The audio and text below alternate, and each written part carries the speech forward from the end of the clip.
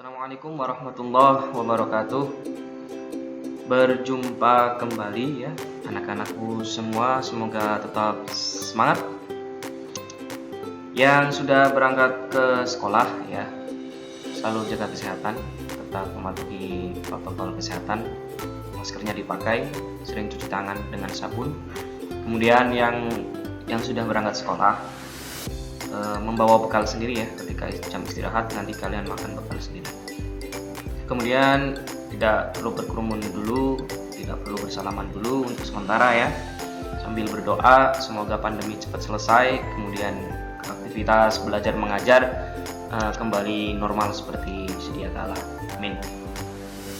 Di video ini saya akan melanjutkan materi teks deskripsi ya.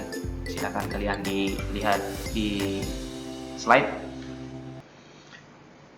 Kemarin sudah kita pelajari bersama tentang pengertian teks deskripsi, kemudian ciri-cirinya, kemudian dari bahasanya, kemudian ini masuk ke materi strukturnya, struktur teks deskripsi. Lihat di buku paket halaman 1920.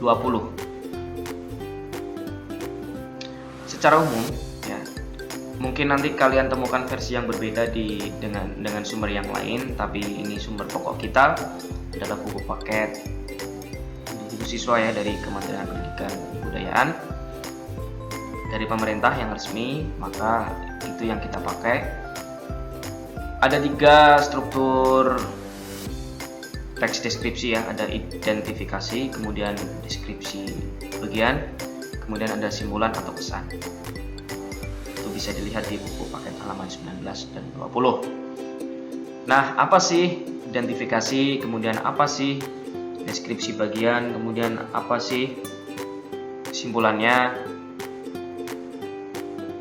Baik, kita bahas satu persatu ya.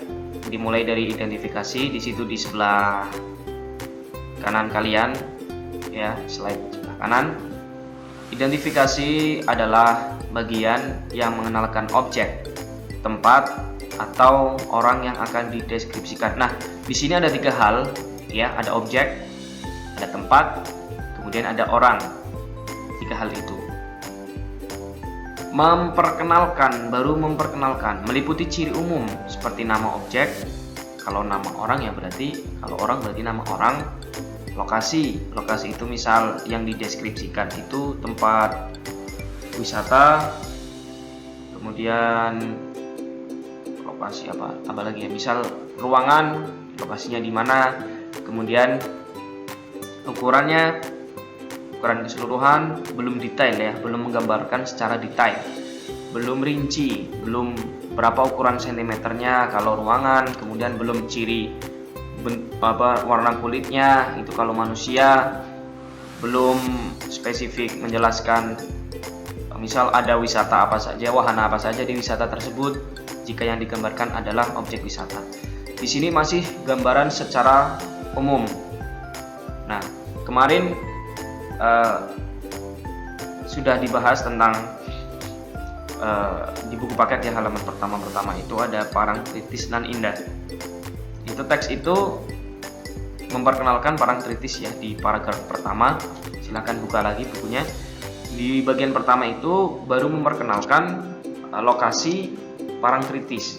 Parang tritis itu terletak di Yogyakarta, daerah mana. Belum sampai ke pemandangan parang tritis secara detail, dari bentuknya, kemudian dari keindahan alamnya. Nah, itu belum. Nah, nanti masuk ke deskripsi bagian. Nah, ini baru memperkenalkan objek secara rinci, bagian yang memuat gambaran rinci dari objek yang digambarkan atau dideskripsikan. Nah, bisa ciri-cirinya ya, mungkin bentuknya, warnanya. Kemarin kan kita pelajari bahwa deskripsi itu ya seolah-olah orang lain itu melihat, meraba, merasakan, mendengarkan, mencium. Nah, di bagian deskripsi ini itu yang ditampilkan di bagian deskripsi. Jadi apa yang bisa dilihat, misal kalau pantai, misal pantai Kute, pantai Parangtritis, dan pantai-pantai yang lain, pasti kita nanti gambarkan ada ombaknya, pasirnya warna putih, airnya bening, jernih gitu kan.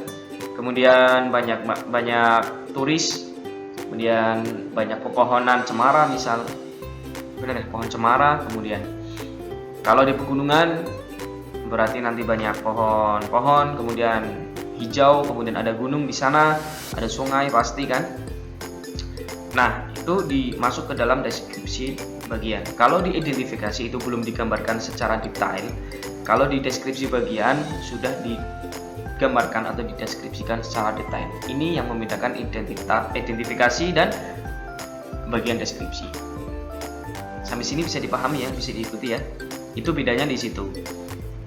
Nah, nanti ketika kalian membuat sebuah teks, maka di paragraf 1 itu kalian tampilkan identifikasi dulu, kemudian baru paragraf-paragraf berikutnya bisa kalian masukkan deskripsi bagian.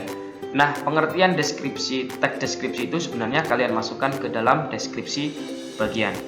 Deskripsi kan kemarin kan suatu teks yang menggambarkan atau melukiskan sesuatu hal ya, yang bisa ditangkap dengan panca indera manusia ya, dari visualnya, audio kalau ada, dari pendengaran, kemudian dapat dari mata, telinga, kemudian dicium baunya, dirasakan dengan kulit ya, dan seterusnya yang dapat dirasakan dengan panca indera manusia. Nah, ini ditampilkan di deskripsi bagian, di bagian ini nih.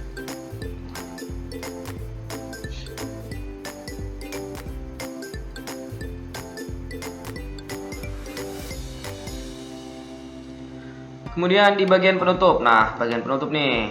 Nah, ini yang sebenarnya ini tidak penting-penting amat di dalam sebuah teks deskripsi karena tidak menggambarkan apa yang digambarkan ya.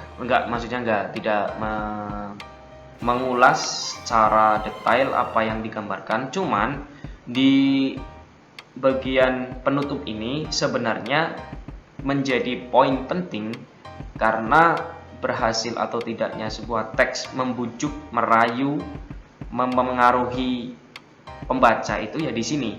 Karena di sini pasti penulis akan menyimpulkan sesuatu yang sudah digambarkan di bagian-bagian awal. Nah, misal Anda harus berkunjung ke objek wisata ini karena di sana menyuguhkan pemandangan yang sangat indah, kemudian berbeda dengan yang lainnya. Maka di sini pentingnya bujukan, rayuan, gombalan, apapun lah itulah, rayuan lah dari penulis supaya si pembaca itu tertarik, benar-benar yakin bahwa yang dideskripsikan itu benar adanya seperti itu. Nah, itu 3 struktur teks deskripsi yang harus kalian pahami. Jika masih belum paham, silahkan kalian komentar di kolom komentar di bawah. Kalau ada yang salah, barangkali dari Bapak Ibu yang menyaksikan ini, silahkan kalau ada yang kurang silahkan tambahkan komentar di bawah. Nanti akan saya perbaiki jika salah atau ada pertanyaan, nanti akan saya jawab. Terima kasih, selamat pagi, selamat siang, selamat sore, selamat malam. Assalamualaikum warahmatullahi wabarakatuh.